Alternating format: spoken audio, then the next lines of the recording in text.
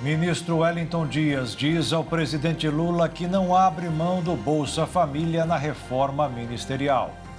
Comissão de Constituição e Justiça da Câmara abre processo contra 7 deputados federais.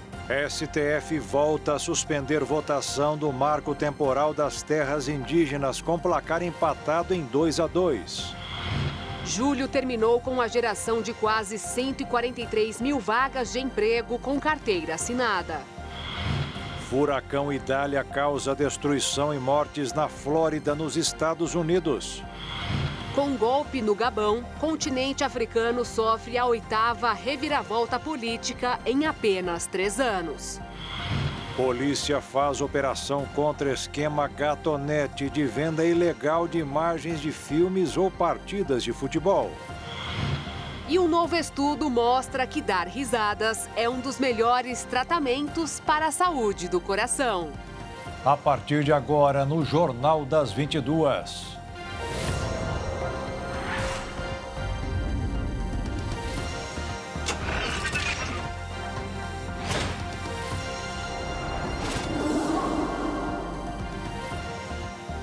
Olá, boa noite. Boa noite. O ministro do Desenvolvimento Social, Wellington Dias, disse hoje ao presidente Lula que não aceita perder o Bolsa Família em uma eventual divisão do seu ministério, que aconteceria dentro da estratégia montada para acomodar 2 partidos do Centrão, o Progressistas e o Republicanos.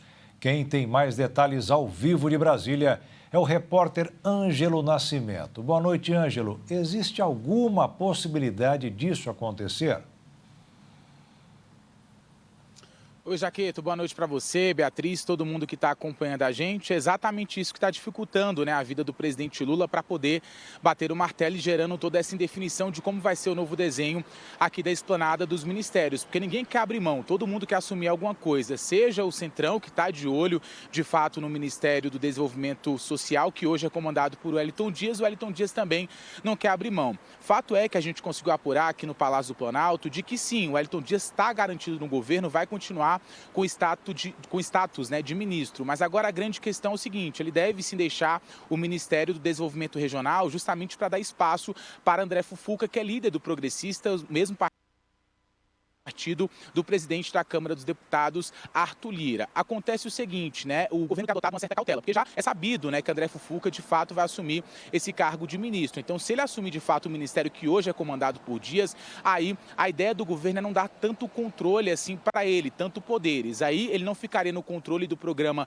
do Bolsa Família e também dos programas voltados ao combate à fome. O Wellington Dias assumiria, então, outro ministério, o ministério esse ainda que não foi definido, ainda está passando por uma definição para que esse nome seja anunciado e também toda essa nova estrutura da esplanada dos ministérios. Hoje, inclusive, foi um dia bastante movimentado aqui em Brasília, de muitas reuniões, né? E tem um personagem muito importante em toda essa história, que é Alexandre Padilha, que é o ministro das Relações Institucionais, porque ele é a favor, então, desse desmembramento, né, dessas mudanças de funções que hoje estão sob o guarda-chuva do ministério comandado por Wellington Dias. Por outro lado, o PT resiste, então, a essa mudança e o Centrão já falou, a gente quer o ministério por completo. E por isso, então, que está dificultando justamente essa definição. Qual o desenho também que está sendo feito aqui? É justamente sobre o Ministério dos Portos e Aeroportos, porque hoje quem está à frente é Márcio França, que é do PSB. O PSB também é contrário a essa mudança e França também não quer sair do ministério, que vai para o Progressistas, né? E aí também tem esse grande ponto. A gente conversou com um especialista, um cientista político, para poder entender melhor esse cenário. Na percepção dele é o seguinte, tudo bem que está sendo feita essa negociação com o Centrão, mas isso para ele não vai diminuir o apetite, né, dos parlamentares ali do Centrão e mesmo assim vai ser difícil então o governo conseguir reverter no cenário, porque segundo ele, hoje existe um racha desses partidos que formam o Centrão. Vamos acompanhar.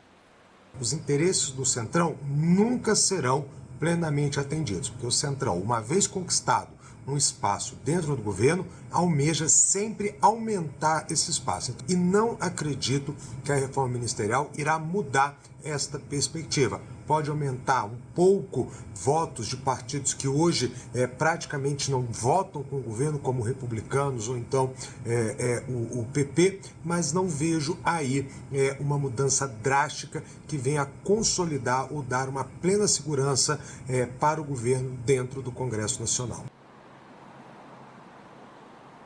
Quem também é contrário a essa mudança, uma reforma mais ampla ministerial, é o líder do governo lá no Senado, o senador Jacques Wagner. Segundo ele, não há, nesse momento, viabilidade para que haja essa reforma mais ampla. Agora, um ponto importante a ser lembrado, que a expectativa era justamente, né, que hoje fosse feito esse anúncio oficial pelo presidente da República. Agora, fontes do Palácio do Planalto falam que hoje, então, foram feitos esses últimos ajustes, os ajustes mais finos para poder dar essa base para o anúncio. Mas acontece que amanhã, então, o presidente Lula deixa Brasília em direção ao Piauí, justamente na companhia de Wellington Dias, que é o mais cotado ali nessa dança das cadeiras. Por isso, então, deve ficar para a próxima semana. Agora, um ponto importante ainda para finalizar, em relação a Márcio França, a tendência é que ele possa ficar com o Ministério de Ciência e Tecnologia, mas ele também é contrário. Então, essa é a grande dificuldade hoje do presidente Lula para fazer esse anúncio, atender os interesses do Centrão e não chatear aqueles que são mais próximos dele. Eu volto com vocês aí no estúdio.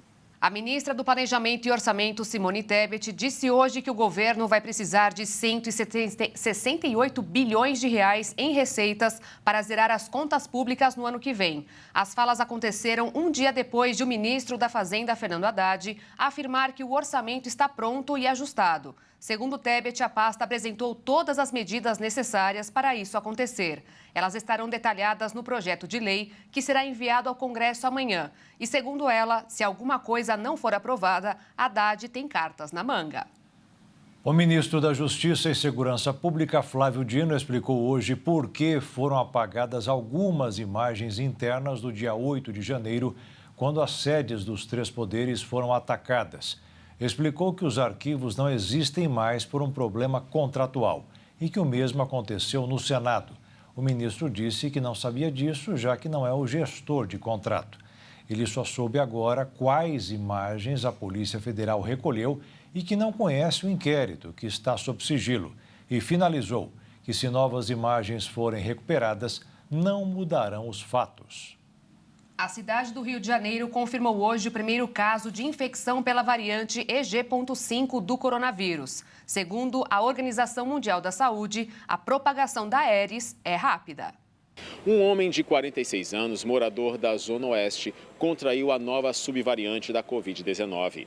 Ele informou que não tomou o imunizante bivalente e também não tem histórico de viagens. Os sintomas apresentados foram considerados de intensidade leve. A nova cepa EG5, também chamada de Aedes, é considerada extremamente contagiosa, mas sem registrar aumento de casos mais graves. Segundo o secretário Daniel Sorães, não há nenhum indício de que a nova subvariante escape da proteção vacinal. Até esta quarta-feira, segundo o painel Covid do Rio de Janeiro, eram 16 pessoas internadas com a Covid-19 na rede municipal. Já a fila por uma vaga estava zerada. Os sintomas são similares aos da variante Ômicron, como febre, coriza e dores de cabeça. Também dores de garganta e no corpo. Ainda de acordo com o secretário, a recomendação é que todas as pessoas acima de 12 anos procurem uma unidade de saúde e tome a dose da vacina bivalente. E a importância da vacinação é um dos maiores alertas dos profissionais de saúde de vários estados brasileiros. Com a confirmação do primeiro caso da nova subvariante, se mantém a recomendação de uso de máscaras e higiene nas mãos, especialmente para os idosos e imunossuprimidos. Conforme o médico infectologista da Fiocruz, a idosa de 71 anos de São Paulo que contraiu a doença já está curada. Há risco de expansão da EG5, inclusive aqui para Mato Grosso do Sul. E ela é mais transmissível, ela se torna predominante na população, ela é responsável por aumento de número de casos e pode ocorrer também aumento de hospitalização e óbito, principalmente nas pessoas que não têm uma vacina recente, no grupo de maior risco, que são os idosos e os imunocomprometidos. Há ainda uma outra subvariante detectada já em alguns países do hemisfério norte que causa preocupação e que pode chegar também ao Brasil. A variante BA2.86 não tem no Brasil, foi detectada em alguns países do hemisfério norte, por exemplo, Reino Unido, Estados Unidos, Dinamarca.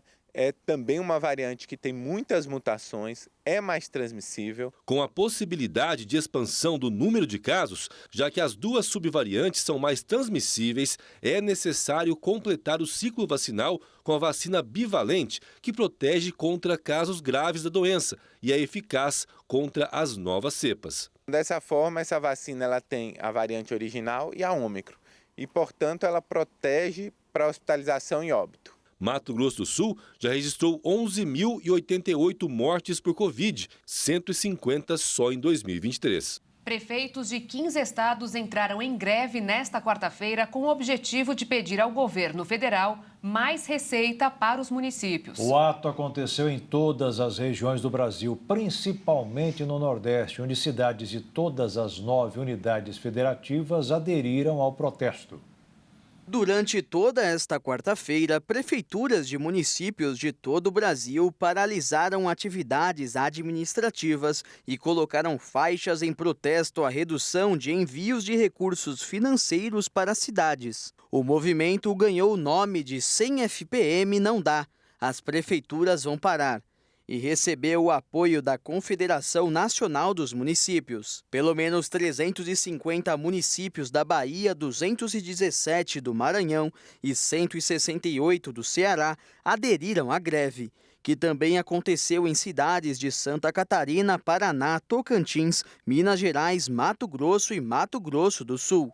A maior preocupação dos prefeitos é com a distribuição do Fundo de Participação dos Municípios para o segundo semestre deste ano. O fundo consiste em uma transferência feita 3 vezes ao mês pela União às administrações municipais e é composto de 22,5% da arrecadação do Imposto de Renda e do Imposto sobre Produtos Industrializados. Já no primeiro semestre deste ano, o governo federal atrasou diversos pagamentos aos municípios, além da redução das verbas em 73% em comparação com o mesmo período do ano passado. Entre os pedidos dos prefeitos estão um aumento de 1,5% no FPM, uma redução do imposto patronal do INSS para 8% aos municípios de até 156 mil habitantes, uma recomposição do ICMS,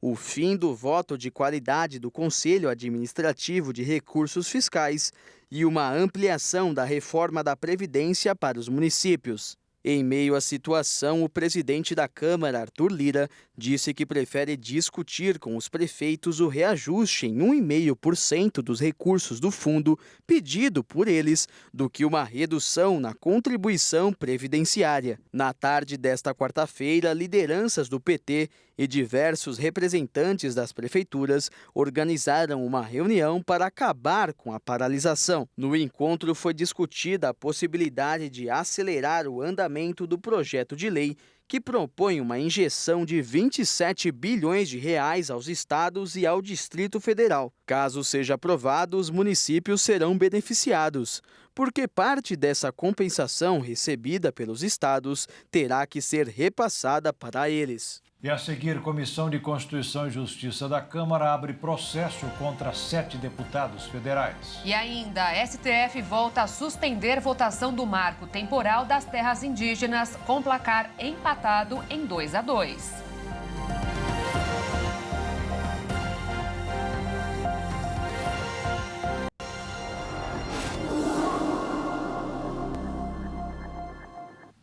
A Comissão de Constituição e Justiça do Senado abriu processo contra 7 deputados federais, entre eles o ex-ministro Ricardo Salles, que inclusive passou a ser réu em um caso de exportação ilegal de madeira. Voltamos a Brasília para mais informações ao vivo com o repórter Ângelo Nascimento. 7 parlamentares investigados pelo Conselho de Ética, 3 são do PL, 2 do PSOL, 1 do PT e outro do Republicanos. A figura que chama mais atenção é justamente Ricardo Salles, que foi ministro do Meio Ambiente durante a gestão do então presidente da República, Jair Messias Bolsonaro. Ele está sendo acusado, então, de ter atacado ali verbalmente, é importante ressaltar isso, a deputada, também colega ali, então, da Câmara dos Deputados, Sâmia Bonfim, que também está nessa lista de parlamentares que vão ser investigados julgados ali pelo Conselho de Ética. Em relação à deputada Sâmia Bonfim, ela é acusada de ter tentado ferir a honra, a dignidade do general Girão. É importante lembrar que a partir de agora, a próxima etapa será justamente então a escolha de pelo menos 3 relatores por meio de uma lista. Porque esses relatores vão ficar responsáveis em decidir pelo arquivamento ou prosseguimento dessas denúncias. Cada um então desses casos contará aí com um relator.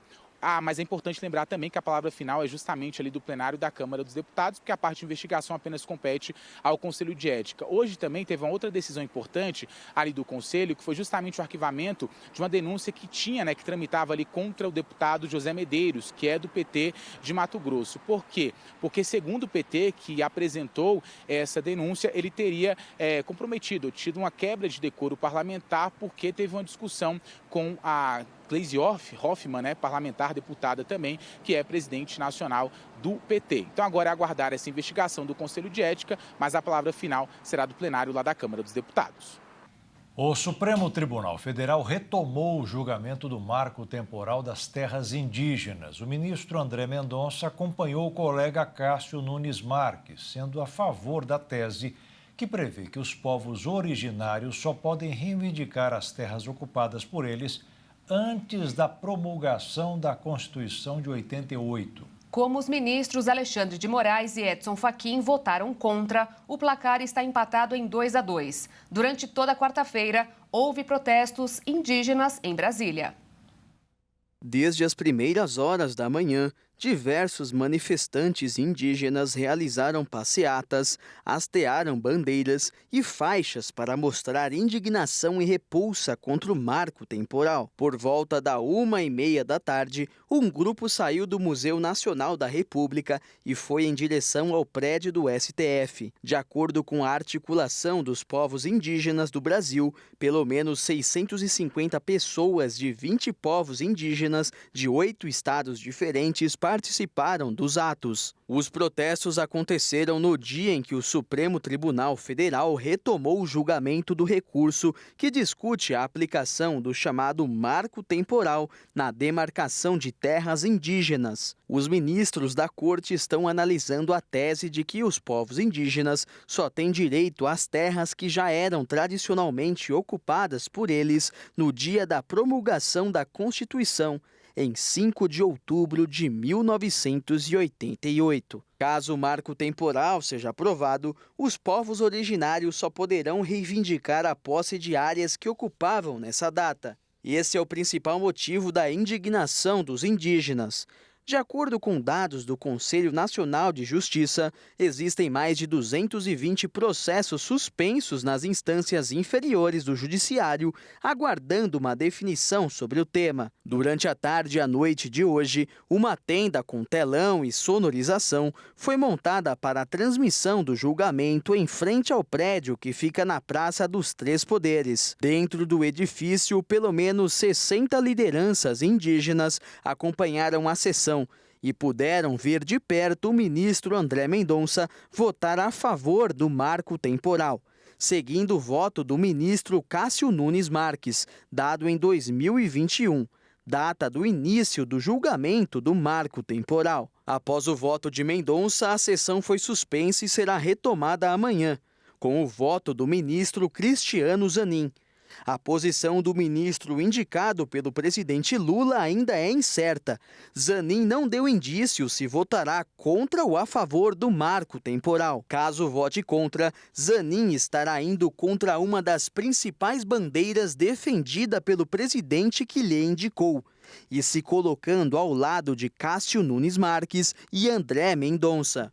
No mercado financeiro, os investidores repercutiram os dados mais fracos do que o esperado do PIB dos Estados Unidos e seguiram atentos às discussões fiscais e sobre o orçamento de 2024 no cenário nacional, o que fez o dólar subir 0,31%, fechando em R$ 4,86. E a Bolsa de Valores fechou em queda de 0,73% aos 117.535 pontos.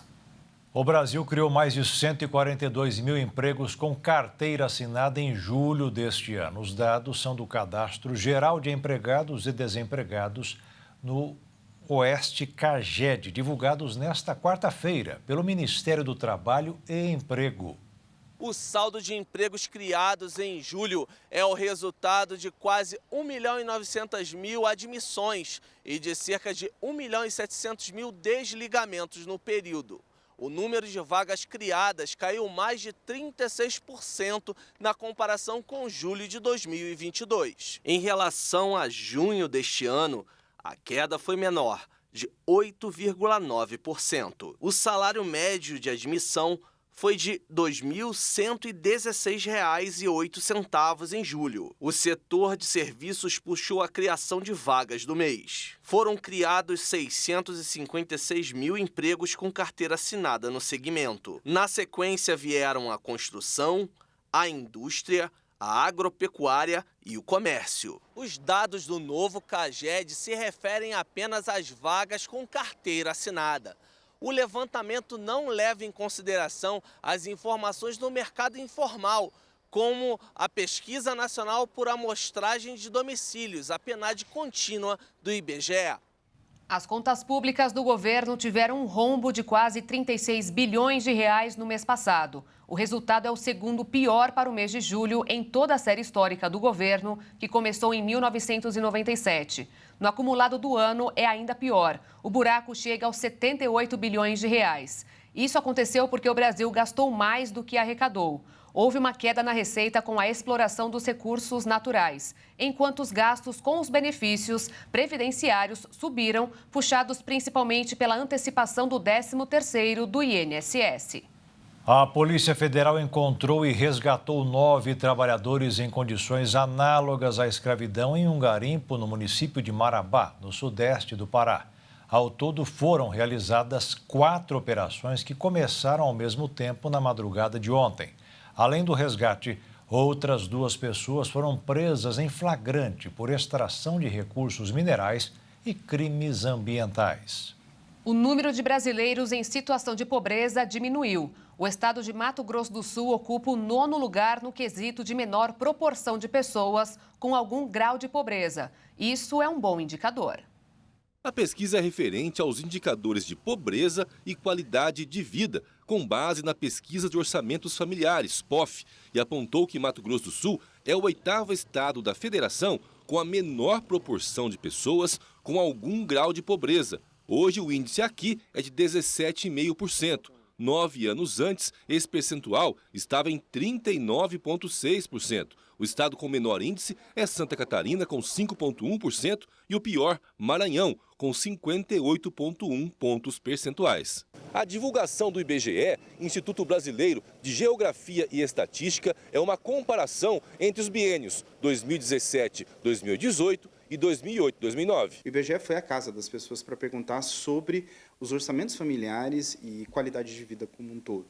Então se perguntava como era o domicílio das pessoas, se tinha paredes, se tinha teto, se tinha chão, se tinha revestimento, se as pessoas tinham acesso à água, telefone, energia elétrica e tudo isso.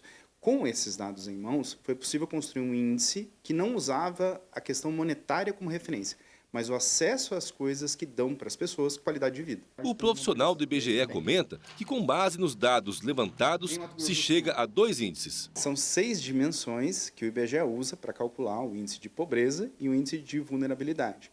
Então, moradia, acesso a serviços públicos, transporte, lazer, saúde e alimentação, entre outros detalhes. Então, o que acontece? Quando a gente pega uma dessas dimensões e a pessoa teve alguma perda ou ela teve uma privação dessas dimensões, uma piora na sua qualidade de vida de moradia ou de saúde e alimentação, ela está em vulnerabilidade. Quando ela tem uma piora ou uma perda de 2 dessas dimensões, ela perdeu, às vezes, qualidade de vida em moradia e perdeu em alimentação. Essa pessoa já é parte da população que está em pobreza. 69% da população de Mato Grosso do Sul tem algum tipo de vulnerabilidade. Em 2009, eram 86%. MS é o 9º estado nesse quesito. No geral, Fernando Galina aponta que houve queda em todos os índices de pobreza. O Brasil inteiro, todas as unidades da federação tiveram uma melhoria de 2008 para 2017. Mato Grosso do Sul se mantém entre as que têm menores índices, o que é bom, porque é um índice de pobreza ou um índice de vulnerabilidade. Então, quanto menor o número, melhor.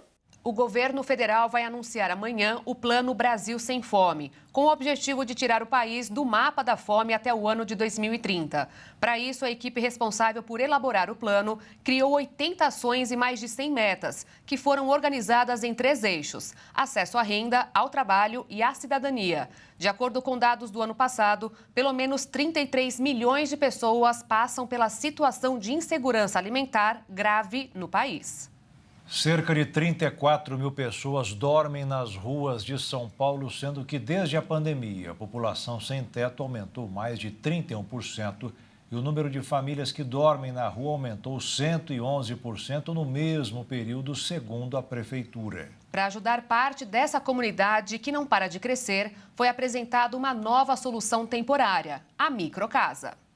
Um dos pontos mais famosos da capital paulista, o Minhocão deu abrigo a um número crescente de pessoas em situação de rua, muitas vezes expulsas de casa pelo aumento do aluguel, que agora passam a viver abaixo da via elevada. Nesta época do ano, principalmente, muitos outros têm de se contentar com cobertores que lhes são entregues pela prefeitura. Para que essas pessoas tenham o mínimo para viver, a Prefeitura deu início ao projeto que já abriga hoje cerca de 20 famílias. A primeira vila de microcasas foi construída próxima às margens do rio Tietê, no bairro do Canindé, na zona norte da capital paulista. São como containers onde cada família divide um espaço de 18 metros quadrados. Para dar um ar comunitário ao local, há uma praça com um parquinho para crianças brincarem. Segundo a Secretaria de Assistência e Desenvolvimento Social da Prefeitura de São Paulo,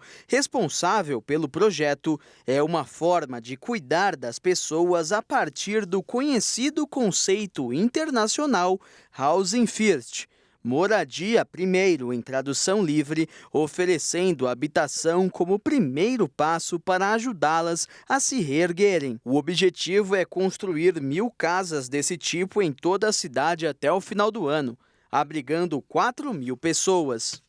E veja a seguir: com golpe no Gabão, o continente africano sofre a 8ª reviravolta política em apenas 3 anos. E ainda, furacão Idália causa destruição e mortes na Flórida, Estados Unidos.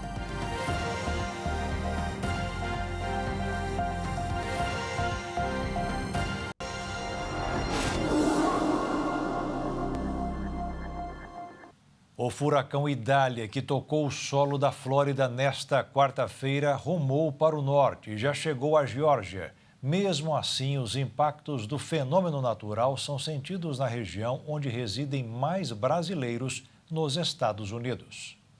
Tá todo mundo desesperado, cara. Eu fui no mercado hoje, não tem mais água para comprar. Nos postos não tem mais gasolina. A galera realmente tá evacuando a Flórida. Mas apesar de ser temida, a passagem de um furacão não chega a ser uma novidade na Flórida. Estamos na temporada de furacões, sempre desde o dia 1º de junho até o dia 30 de novembro. Nós estamos na temporada de furacões, ainda que eles falam que é a partir de agosto que as coisas vão para valer. As temperaturas excessivas que estivemos vivendo nas últimas semanas acabaram contribuindo para incrementar o número de tempestades que estão sendo formadas. Idália continua passando aqui dentro do sul da Flórida e temos já outras 2 tempestades formadas nesse momento. O pastor Messias Castro, da Igreja Internacional da Graça de Deus, em Pompano Beach, não foi diretamente atingido pelo Idália, mas ele relata os primeiros impactos na região. Tivemos ontem, sim, aqui em Miami e em Pompano Beach, ventos fortes, os ventos que chegaram em algumas regiões de Miami e Pompano Beach a 60 milhas por hora e bastante chuva, sim. Isso pelo fato da circunferência do furacão Idália está passando naquele momento lateralmente a nossa região. Houve uma mudança na rota, o furacão acabou indo mais para o norte, então nós tivemos muitas chuvas, ventos ontem e tivemos hoje também algumas chuvas. Aqui no Brasil, a chegada do furacão Idália é motivo de preocupação, porque o estado da Flórida reúne 1/3 do total de brasileiros que vivem nos Estados Unidos, segundo uma pesquisa realizada pelo Itamaraty entre 2010 e 2019. Somente na cidade de Orlando são cerca de 30 mil. Destaque também para as áreas de Miami-Dade, Broward e Palm Beach, que concentram 60% dos brasileiros que vivem na Flórida. Castro fala dos prejuízos e estragos causados pelo Idália até o momento. O furacão Idália, como tal, inicialmente uma tempestade de categoria 3, atingiu a Flórida, causando danos significativos e inundações.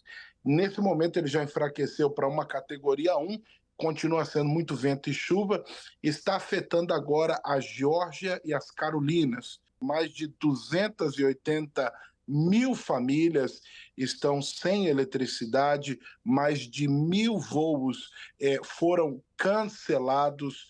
O Idália acabou causando marés altas, recordes aqui no estado, com níveis de água subindo até 8 pés acima do normal em algumas áreas. A Igreja da Graça também teve de adaptar sua programação por conta da passagem do furacão pela Flórida. Nós cancelamos ontem um evento que tínhamos das mulheres que vencem na igreja, tivemos o cancelamento desse evento. Há medidas importantes que cada cidadão deve tomar para evitar perdas, danos e tragédias. Ter o aplicativo da Cruz Vermelha, manter-se sempre informado sobre as notícias, não sair de casa, manter as janelas e portas fechadas. Aqui na Flórida, todas as casas e locais têm os shelters, que são como escudos, algumas pessoas usam até compensado para cobrir janelas e portas. É importante saber, antes de uma tempestade, aonde estão os abrigos de emergência locais. Importante ter água em casa, importante também ter aquele tanque de gasolina que as pessoas acabam reservando e preparar a famosa mochila de emergência com medicações e outros elementos. Depois de uma tempestade, é sempre bom que as pessoas esperem a indicação das autoridades antes de voltar a casa. Precisamos continuar sempre atento com os eventos pós-furacão, como tornados, as marés, evitar todo tipo de contato com água contaminada, não dirigir em áreas alagadas. O pastor Messias também deixou uma mensagem de fé e de esperança neste momento de dificuldades. E confiar no nosso Deus. E dizer para toda a nossa audiência que, ainda que eles não estejam em um local onde passa um furacão, todos nós enfrentamos tempestades na vida. E o nosso Deus, Ele cuida de nós. Ele nos guarda dentro da tempestade e fora dela também. A Receita Federal apreendeu hoje cerca de 5 milhões de reais em brinquedos falsificados no centro do Rio de Janeiro. A Operação Ludos, que combate a pirataria, atingiu 2 lojas. Foram retirados mais de 1,5 toneladas de brinquedos com fortes indícios de falsificação. Depois da operação, o órgão fez questão de ressaltar que os produtos piratas, principalmente esses que ficam nas mãos de crianças, podem causar sérios danos à saúde. Uma operação comandada pela Polícia Federal cumpriu nesta quarta-feira 8 mandados de busca e apreensão em endereços na região da Praia Grande e de Santos, na Baixada Santista. O objetivo da Operação Pactolo é desarticular uma quadrilha especializada em tráfico internacional de drogas. Usando os portos de Santos e de outras regiões do país, o grupo enviou cerca de 17 toneladas de cocaína para a Europa. Segundo a Polícia Federal, aproximadamente 30 agentes foram às ruas. Além dos mandados, bens e valores existentes nas contas bancárias e aplicações dos suspeitos tiveram ordem de bloqueio. Também foram sequestrados 12 imóveis, que inclui apartamentos de luxo, no decorrer da operação. O valor total dos bens é estimado em 2 bilhões e 800 milhões de reais. As ações de narcotráfico internacional comandados pela quadrilha foram operacionalizadas como o que os investigadores consideraram uma complexa estrutura logística. A organização envolve todo o processo de produção da droga no exterior, o ingresso e transporte dela no Brasil, a distribuição interna e depois a preparação e envio para o exterior pelo mar, escondido em produtos. A atuação é predominantemente na região do Porto de Santos. Os líderes da quadrilha empregavam, segundo a polícia, uma série de métodos que visavam dissimular a origem dos valores recebidos com o tráfico. Para isso, chegaram a criar várias empresas fictícias. A Polícia Federal identificou aproximadamente 21 apreensões no Brasil e no exterior. De acordo com a PF, os investigados na Operação Pactolo vão responder pelos crimes de organização criminosa, tráfico internacional de drogas e associação para fins de tráfico, bem como pelo crime de lavagem de dinheiro.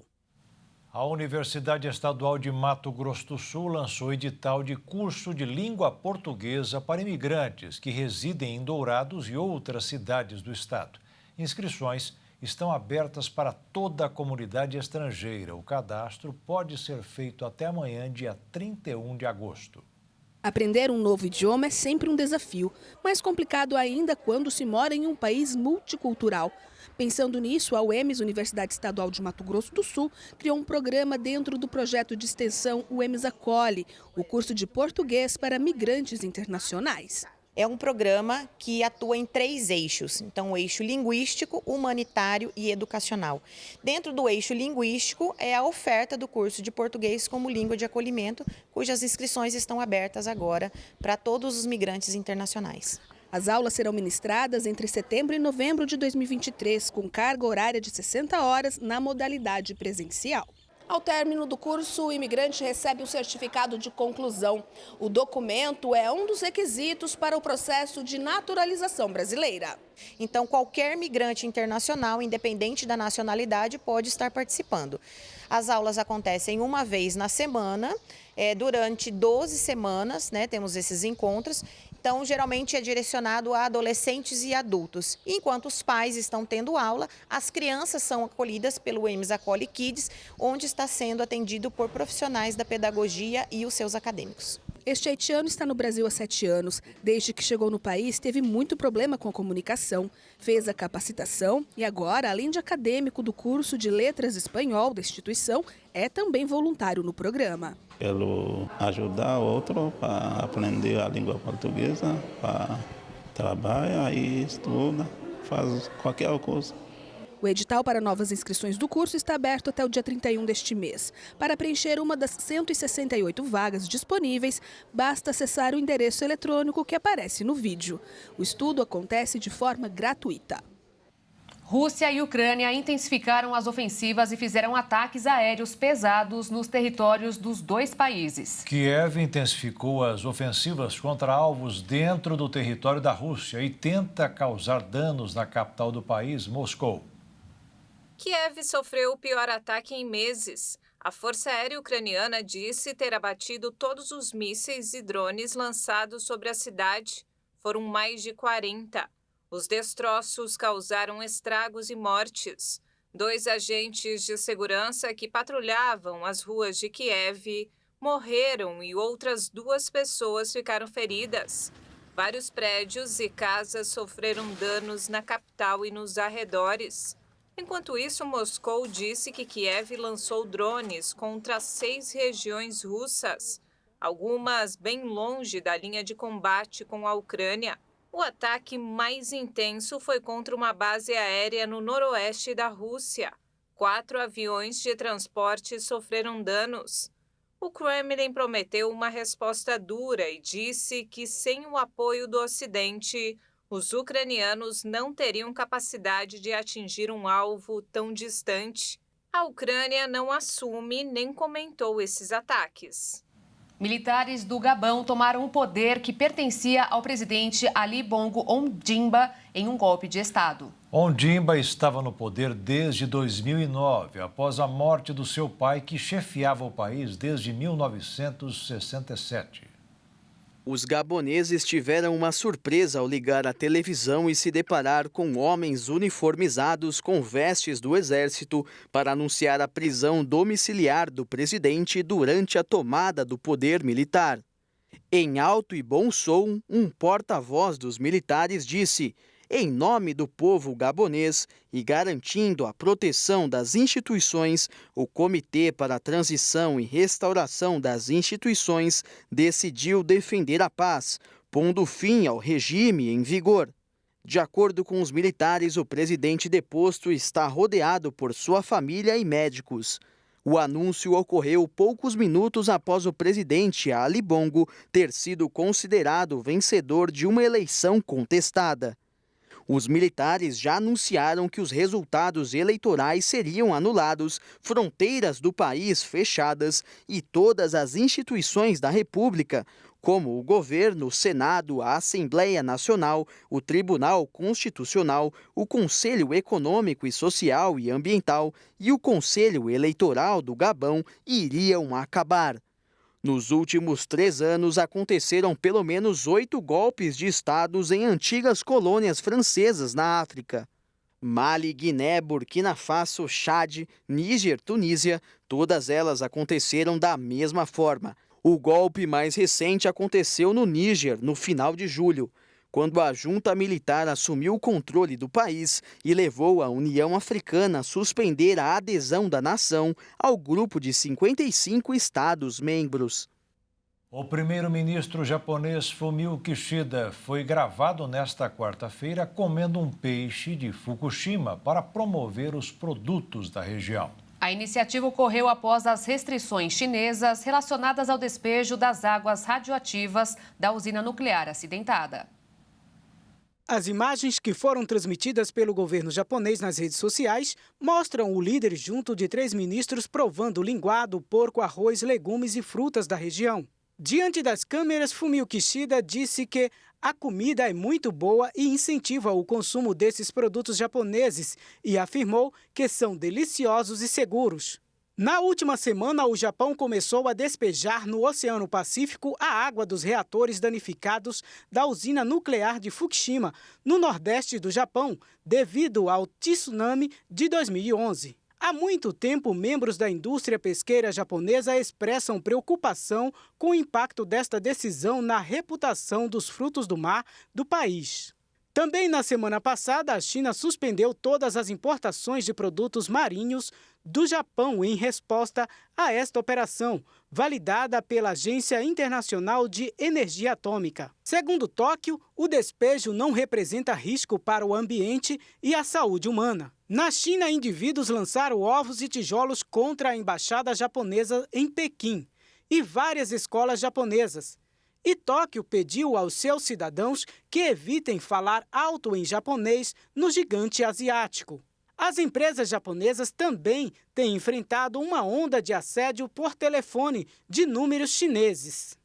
E a seguir, polícia faz operação contra esquema gatonete de venda ilegal de imagens de filmes ou partidas de futebol. E ainda, um novo estudo mostra que dar risadas é um dos melhores tratamentos para a saúde do coração.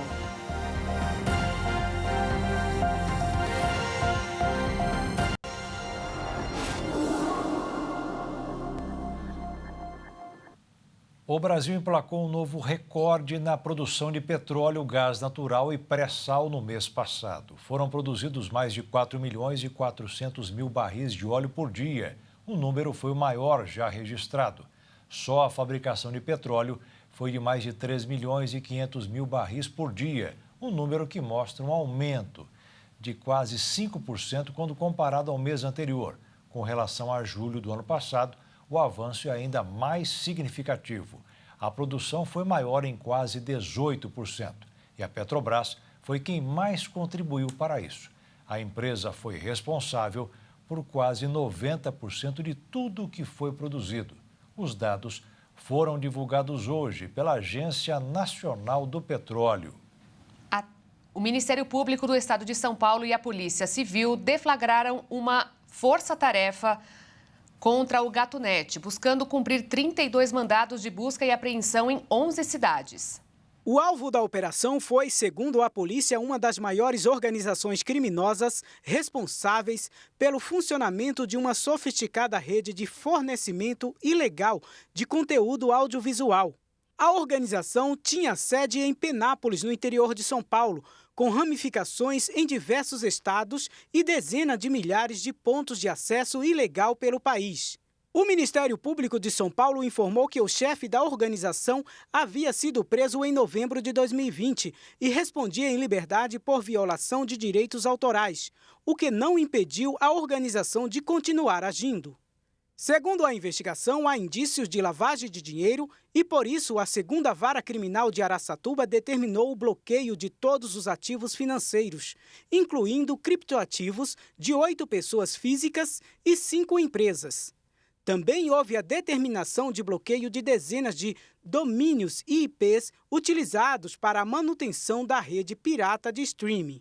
A investigação do grupo teve início há cerca de 8 meses, em ação conjunta da Polícia Civil com o CyberGaeco do Ministério Público e com a Associação de Combate à Pirataria Digital.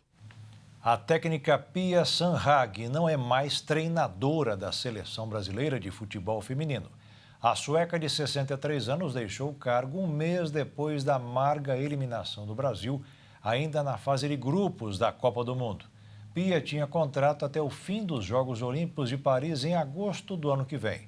Mas desde o término da Copa, a CBF vem fazendo demissões em todos os departamentos da seleção. E a treinadora, que já estava balançando no cargo, acabou caindo. E na seleção brasileira masculina, um novo rosto vai aparecer pela primeira vez usando a amarelinha. O goleiro destaque do Botafogo, Lucas Perry, de 25 anos, foi convocado hoje pelo técnico Fernando Diniz. Ele chega para substituir o goleiro Bento, do Atlético Paranaense, que teve uma lesão muscular na coxa e não terá condições de atuar pela seleção. Perry agora faz parte do grupo que enfrentará a Bolívia e o Peru pelas 2 primeiras rodadas das eliminatórias da Copa do Mundo 2026.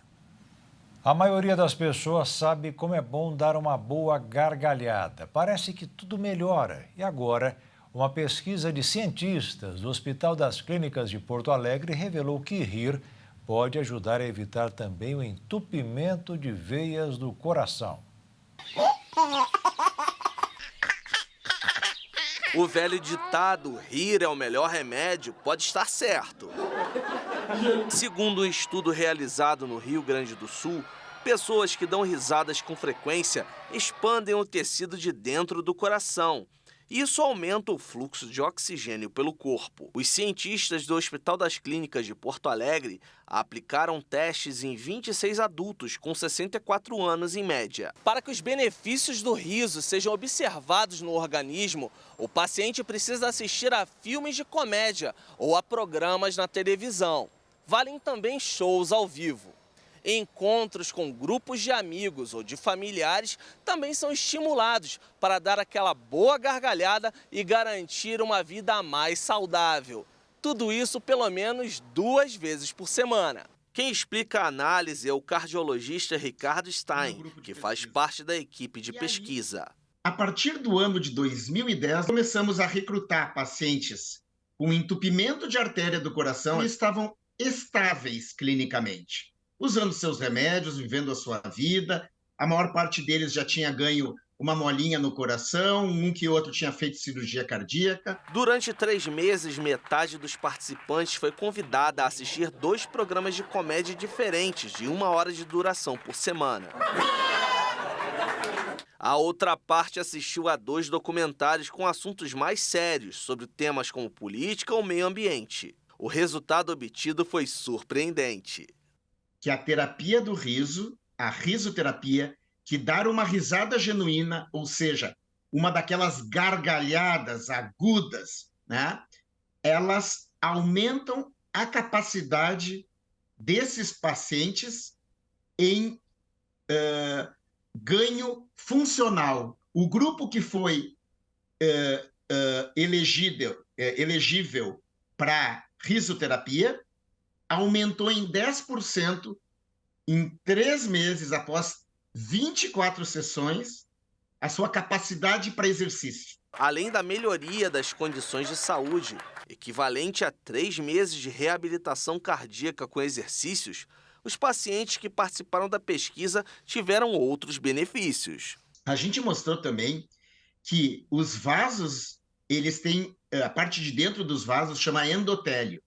e que uma função independente desse endotélio melhorava nessas pessoas que eram submetidas à risoterapia, mostrando que, de alguma forma, o vaso também pode ter algum benefício com a risoterapia. Por fim, nós coletamos marcadores de inflamação. E a gente sabe que a inflamação está muito ligada à placa de gordura nas artérias do corpo da gente. E que pelo menos um marcador inflamatório, que tem um nome esquisito, chamado VICAM, modificava naqueles indivíduos que tinham sido submetidos à risoterapia. Segundo o cardiologista, apesar dos resultados positivos, ainda são necessários mais estudos sobre o tema. Mas uma coisa é certa, é preciso rir mais para viver mais e melhor. Existem alguns dados em quem tem coração fraco, diabetes. Existem dados em quem sofre do pulmão, que tem bronquite ou efizema.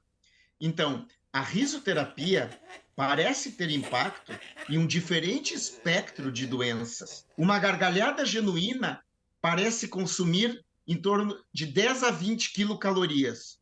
Ou seja, rir talvez possa ajudar a emagrecer. Claro que parece uma piada, mas dá vontade de rir, né? E o Jornal das 22 termina aqui. Obrigada pela sua companhia, um ótimo fim de noite para você e até amanhã. Boa noite, fique na paz. Tchau.